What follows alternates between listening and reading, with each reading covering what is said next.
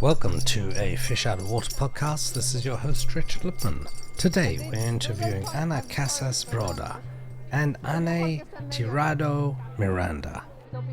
This podcast is sponsored by Demo Day Records. Okay. Hi, who are you? What do you do? I'm Ana Casas Broda. I run a project called Hydra. It's a project, a platform, photography platform in Mexico City. We have workshops, a bookstore, and we have a program that works with authors to produce their books with editors, designers, and artists from all over the world. So this is the part of Hydra. This is a space we have in Mexico City, and from that program we started a publishing project, which is this one. Each book is completely different because what we do is to encourage authors to do their own edition and to work with materials, to make a lot of experimentation. And one question. Yeah. How long should I speak? 10 minutes. Okay, because I don't know, so I feel like I'm rushing. Yeah. You want me to start again? 10:15. No, that's okay. Okay. One thing, how do you get the funding and the support for this kind of project? We don't have any kind of support. You don't have any support? Who owns the building? It's my house. Oh, it's your house. You do it in su casa, right? In su casa. Which neighborhood is that? Colonia Condesa. Bueno, Roma, but it's in Condesa. It's in a very nice neighborhood. Uh-huh. Can you show us show us the work? I mean, I'm not rich, but the house is in a good neighborhood because I bought it. This is not in the video. Yeah. Okay. Well, we have we have new publications like this one from Mariana Gruener, who's here. This from Anaí Tirado, who's also here. Show us a bit. Yeah, that would be great. It's difficult with one hand, you know. Maybe color could help. Just give me the microphone. The author is there, but right. So what we do a lot is to work with different materials. So you will see, like we work with very uncommon papers. Tilt it a little bit. It's about the story of 4 generations. It's and how her great-grandmother was erased from the family history and also from the pictures and completely from the story. So she's trying to reconstruct her great-grandmother. Okay. And there are a few voices in the text, her voice and the voice of her mother and other people, I mean the aunts. And there are like all these women, like at the beginning you have here. Right. It's a really beautiful book that has won a lot of prizes before publishing. I mean, like, yeah, that's her. Ah. There, over there. Oh, that's her. Where? Yeah. Where is she? Yeah. Can you bring her here? Anaí? You did this? Hi. Hi. You did this? Yes, I did. Why? Yes, I did it. Oh. Here? Yes.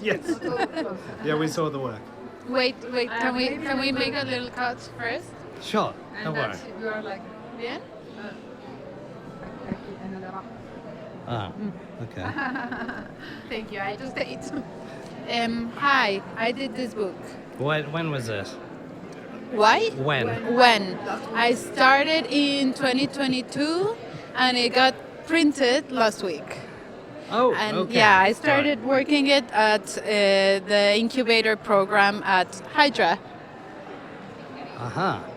Okay. How did you get all those images there? I'm just curious. Can you just show us? It's a very artistic book, yeah? Thank you. Was it printed in Mexico? Yes, it was printed in Mexico at Panorama, and it's made of the. Sorry. Where? Yes, it was printed in Mexico in Rebosan, offset Rebosan, and it's made of different types of papers. Is that you? This is me, and this is my mom. But how did you take that picture? With a remote control. Ah. And we did a trip Uh-huh. to the beach in Veracruz, which is in the Gulf of Mexico, with Right. all the women in my family. And this is all of us, and I asked them to do this Can I shoot. ask you one question? Was it safe? Is it safe to walk around, to do pictures like this? We hear of the stereotype of crime rates and all of that. So the state of Veracruz, it's not very safe, but the place where we were was quite safe. How do you know that? Because it's a very touristic area. So I it see. was okay. We were very in the spotlight. People were kind of lurking and staring at us, but there wasn't a lot of people at the beach that day. How did you so- take this picture, if you were in it? So technically, Yes. so I put the camera on a tripod and then we posed, and I had a remote control so I could take the picture. And we did all this. Was this photo shoots. analog or digital? Digital. So it was a wireless remote. Yes, exactly. Got it. And it was Yeah. this whole photo shoot with the women in my family. Oh, okay. This is the prologue of the book, and then after this, the book actually starts here, and the whole book is made of family archive pictures, which were all very romantically stored on a suitcase at my mom's house. And there's a lot of images that I had never seen from Was my this grandmother. at the same time as Carla Frida? Well, these are from like the 30s. So yeah, actually yes. It's the images start. This is from the 30s, and then it starts getting more, not really contemporary, but see this. time. Where is this? This is actually in Chile. So this is a postcard that my grandmother's half-sister sent to my grandmother, and she saved it. The book. And then this is from a little notebook that my grandmother had. You can see the transcription here because her writing is not very easy to read. And yeah, so all of these images, this is my grandmother. What did she do in life? She was a housekeeper. She had 3 children, my mom, my aunt, and my uncle. And yeah, she had a very sad story because she was separated from her mom at a very young age. Her mom was the other woman, so she was an illegitimate child, and she really carried that stigma throughout her life. Like she was a bastard, and she carried that it was a heavy thing for her. And this book is about me trying to tell the story of That's her all right. and her mother. Tell me, who was she a housekeeper of? Well, just her family. She was, how do you say ama de casa? Yeah, like Stay at home mom. Ah, okay. Yeah. That's it. All right, I got it. This is very much a personal story, right? Yes, very personal story. So- You're gonna have 3 different. There are 4 authors here, so. Oh if yeah, you we can wanna- speak to them. That's a good if you idea. have the 10 minutes, you just Yes, distribute it's them. perfect. It's a good idea. It is a very personal story, and so in the end of the book, I play with the archive because see. there's a lot of pictures that we don't know who the women in there are. So I play around, maybe trying to find if one of them is my great-grandmother, because we don't really have any images from her. We don't really know I tell about you, what her. I like about it is quite artistic. It's quite original what you did Thank there. you. It's more original than a lot of the books we see here. You see. It's It's kind a of bit like more a puzzle that I'm trying to put together. Did it win any awards? It did, as a dummy. As an actual published book, it was just printed, so it hasn't gone to any contests, but it won the Photo from Unpublished Books Award.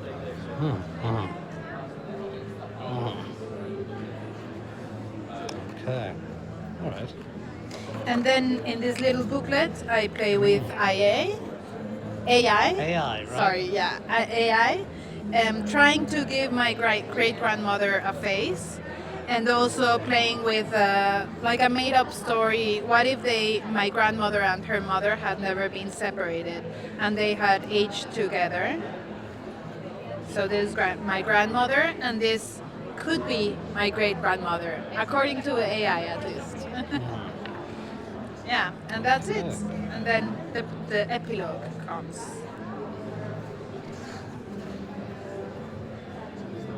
Thank you very much. What's your name? Anaí Tirado. Thanks. Do you want to say your name? Say you're doing a podcast for a Fish Out of Water podcast. A podcast for what? A Fish Out of Water podcast. Fish Out of Water. So, hi, I'm Anaí Tirado, and this is a podcast for Fish Out of Water. You want to say that in Spanish? Hola, soy Anaí Tirado, este es mi fotolibro, y este es un podcast para A Fish Out of Water. All right, thanks. And I want to say much more things, and there's other authors, because Okay. all our books are so artistic. Shall I tell you other? And Yes, then please. we call other Okay. authors, and this other project has 70 publishers. Show us. I want to tell you more because all of our books are really very, in that sense, very, very experimental with their materials. So this also is new, and this was selected for Foto España. It has an umbilical cord that joins both books. The first book is about the onboard. I mean, she had to give birth to her dead son with 6 months of pregnancy, and it is beautiful, mixed with text and images, and with different papers also. We work a lot with a lot of experimentation, and with materials and ways of printing. And the second one opened the possibility for the family to speak about the suicide of her brother when he was 11. And it's also very experimental with materials and papers. We also have a special edition of the book that now is not here because they changed the layout today. But it's really a very poetic and very strong, powerful story. Right. What are the costs involved in making a book like this? Well, it depends a lot, but it can be not so expensive. I'll show you more books. This book is also completely new. When you say not so expensive, how much would that? I'll try to convert now. Wait. Okay. Every book has a different price. This is a very special book. Oh, you This say in Mexican? It completely depends. It goes from 200,000 pesos to 400, which is I have to think about it. Okay. It's like well, actually it's 10,000 euro around to 20. Okay. And Yeah. And this one is about do you have a print run normally? 1,000 No, or 100? It also depends on the author. Everything depends on the author. So each book here is completely unique because the whole idea is that the authors do their own book Right. as they want to do it, in the Right. sense of the content, the narrative, the materials, the run, everything. Uh-huh. I want to show you this Yes, one please. because it's the daughter of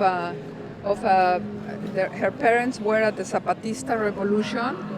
What's the Zapatista revolution? In 1994, there was like the biggest revolutionary movement since the start of the century in Mexico, where all Chiapas did stand up and make the indigenous people made like a huge revolution. It was a very important international moment, and her parents were working in that's very beautiful.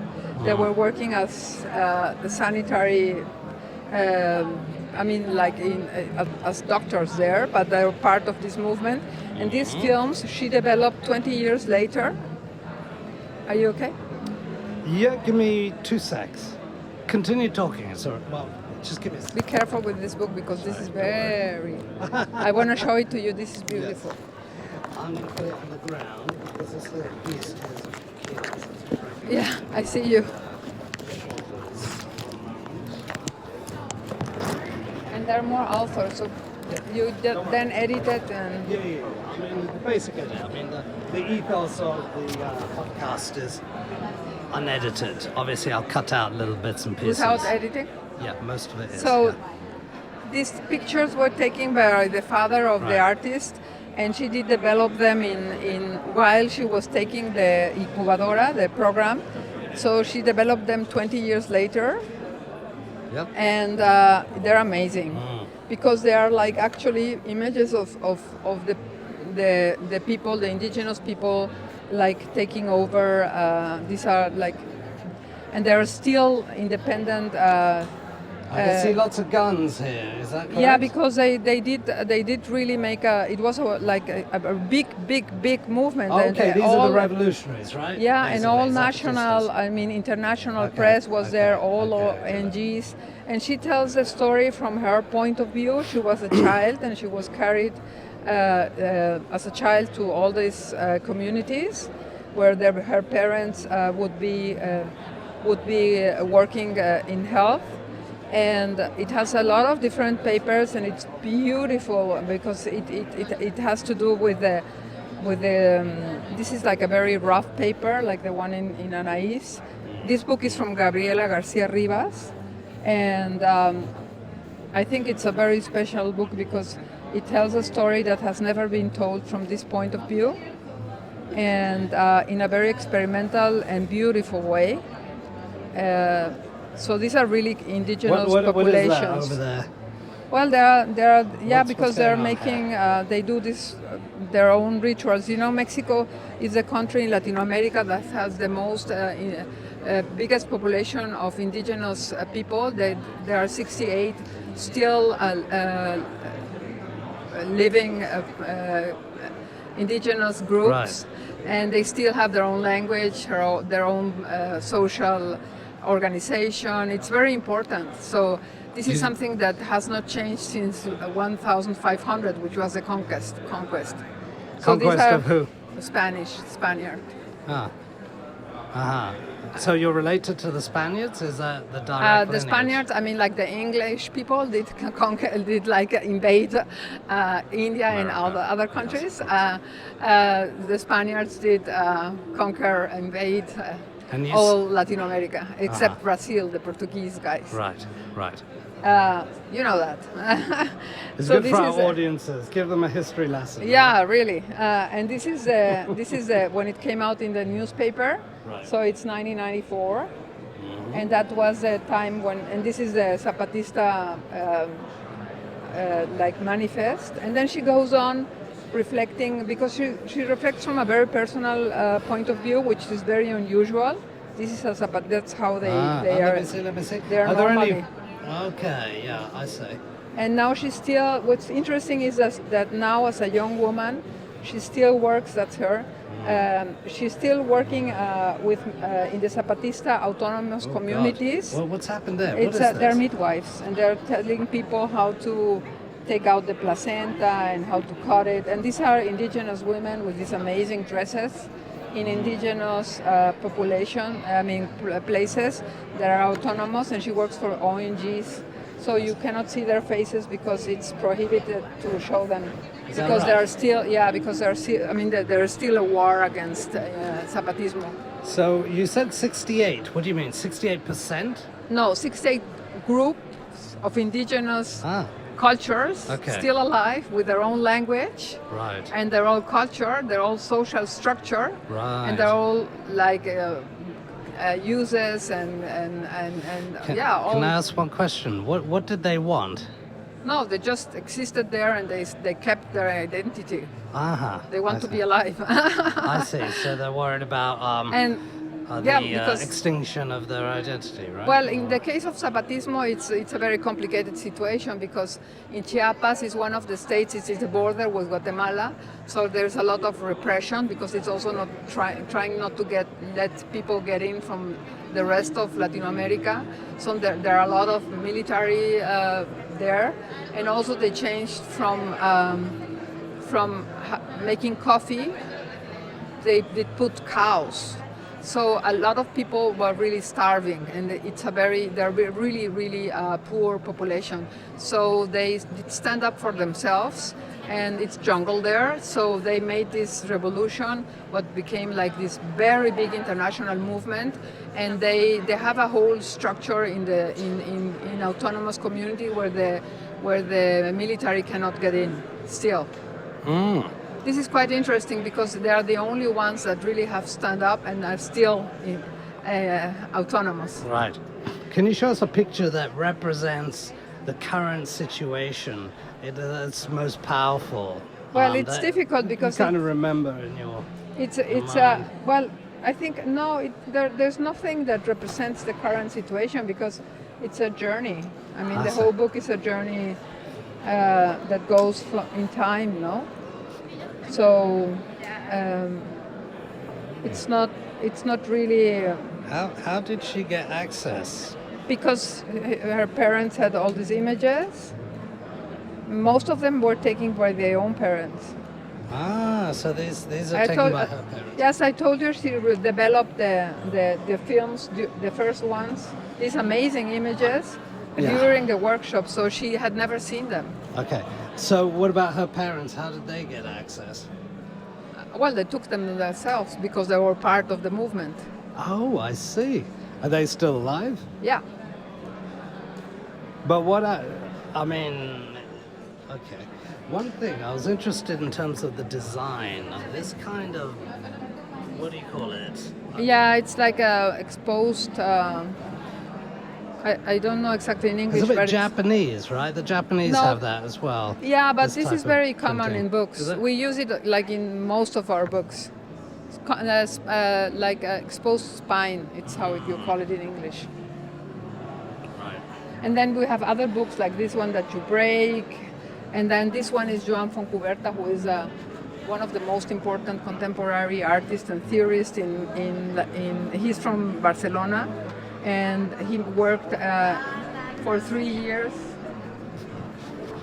in archives in Mexico. And this is about the dissolution of the image. These are the revolutionary, but in 1917 in Mexico. So this is Francisco Villa and Zapata. And it's made in... They were the revolutionary then. They changed, I mean, they made the Mexican Revolution in 1917. Oh, it's independence. Yeah, independence from the government, from the government then, Porfirio Diaz. Well, It succeeded, right? Well, yeah. And this is also made in 9 different papers. And it's called Mictlan because Mictlan is the name of the Aztec city. The Aztecs were the culture that lived before the Spaniards came, and so he went to the archives and did collect the images that were like disappearing, because he's working in theory about the disappearance of the image. And where you don't have image, where like it's like fading away, you have these amazing materials. And then, I mean, we use, for example, a lot. Is this the real image or is it processed? No, it's a real image.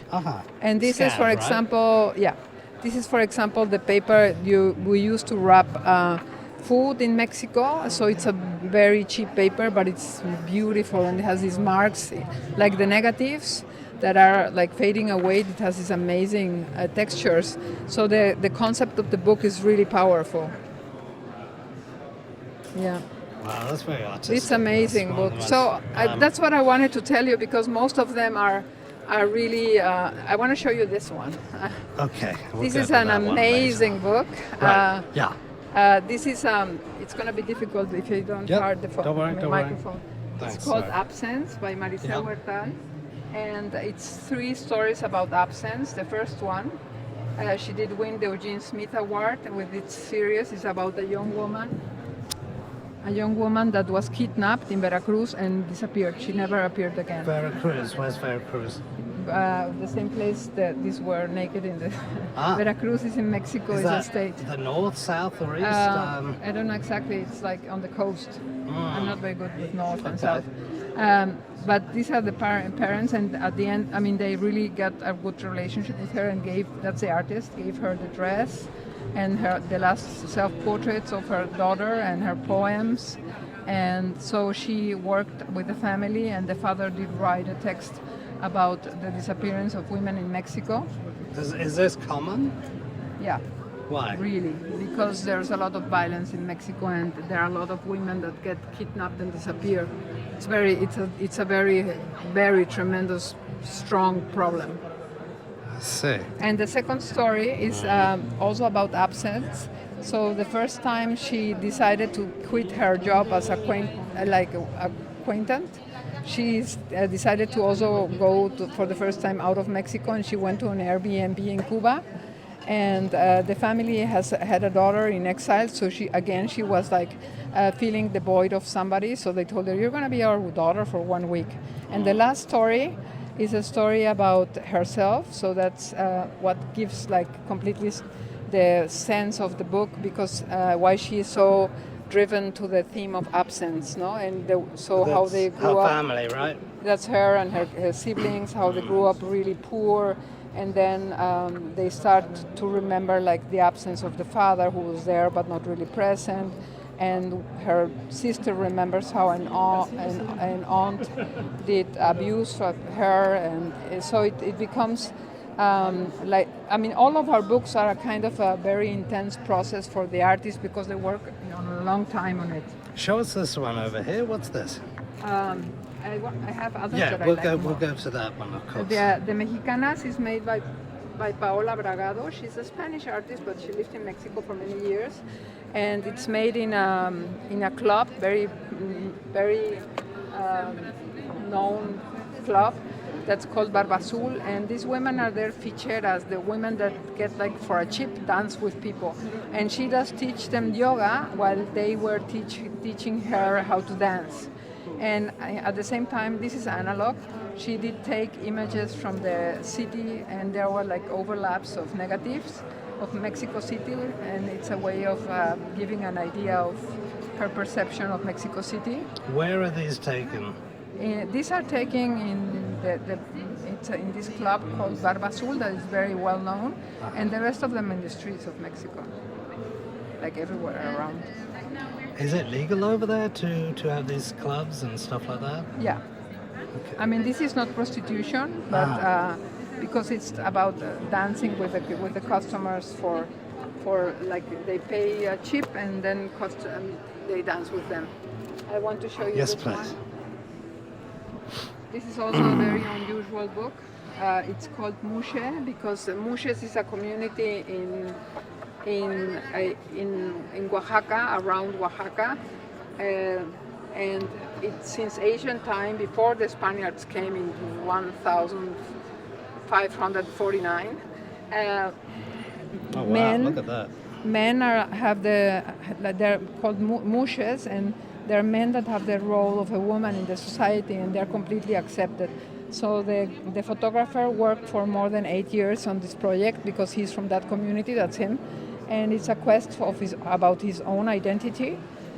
So because he's gay but not mushe, and being mushing has an implication in the society, in the sense that they have to fulfill a certain role. That's him again. And so he worked a long time with the mushes, starting from the fascination as a kid, but then the rejection to the idea to be a mushe. And then he really got so close to them that they would decide how they wanted to be presented. So it's very interesting, because it's a book that changes a lot, and you can get the sense of how he changed and he got involved. That's him. And how he gets into really changing his position and his relationship with mushes, and they're really close and they're friends. But he really had a very intense quest about his own identity. This book won a lot of prizes and is sold out, almost sold out. Then we have other little things. I'll just show you like this one. From Sarai Ojeda. He's Nelson Morales. Sarai Ojeda, that has like texts here and like images here, and then the body of the book is here. And this I'm going to show you just that you get an idea. And here you have text. So it has very playful in their shapes. Mm-hmm. And this is also very important. This is very important. It's about all the garbage that comes with the tides to the beaches in Mexico, and the author did collect them and work with it. This is a special edition because it has this weird double print, and the material is made from this recycled material, and each book has a piece of garbage.